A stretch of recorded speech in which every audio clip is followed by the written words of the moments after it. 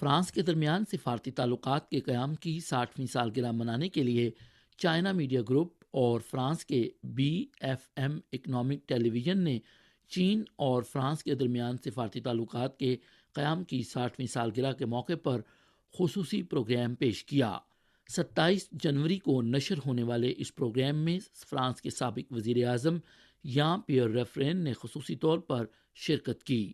Communist party of China کی مرکزی committee کے شعبہ تشہیر کے نائب وزیر اور چائنا میڈیا گروپ کے صدر چن ہائی شوانگ اور فرانس میں چین کے سفیر لو شائے نے بھی پروگرام میں ویڈیو لنک پر شرکت کی۔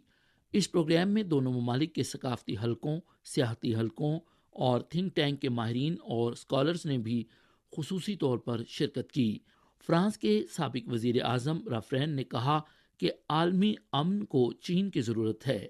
چین ایک متنوع ملک ہے اور اس کا ہر شہر